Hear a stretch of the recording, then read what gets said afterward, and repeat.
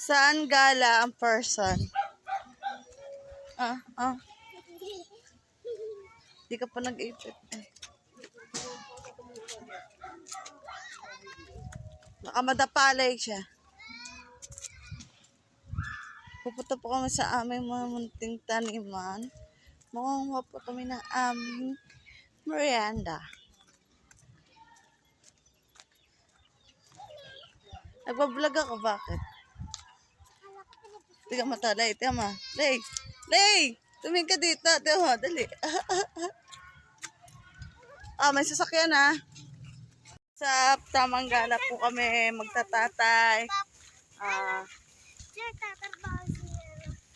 Ayan po, Marites kong anak, alam lahat. Ito po yung isang Marites. Walang saklay sa kalaya. Yan.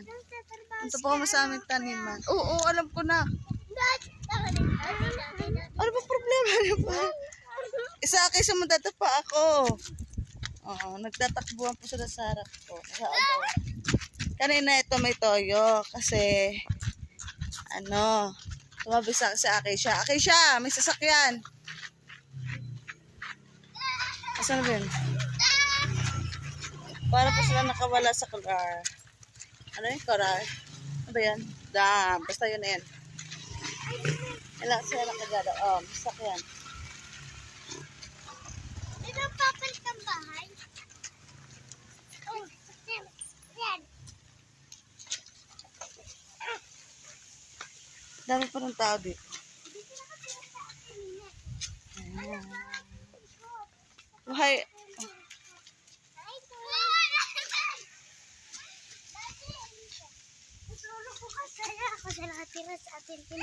Alam ko.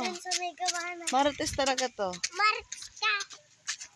Marites. Akin may motor Okay siya.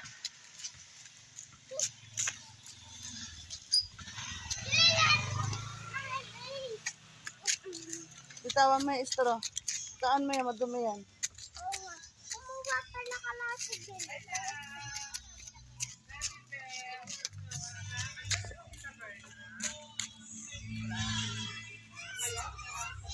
Dito na po kami sa aming tanimon ni aming tatay.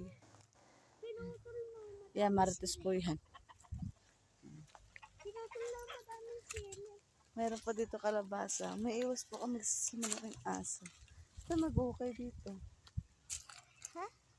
Sabi po nono. Minsan dito, minsan doon, minsan. Kahit saan, doon nga, sinira na yung daan. Kasi, Ano yun? hi! Tumahangklik. Hello guys! Ito, si Daddy. Nandito na kami sa aming bukid. Nandito kami ngayon. Hello. Hello.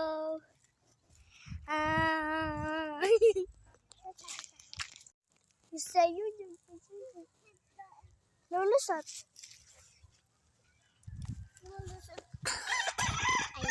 Ayan.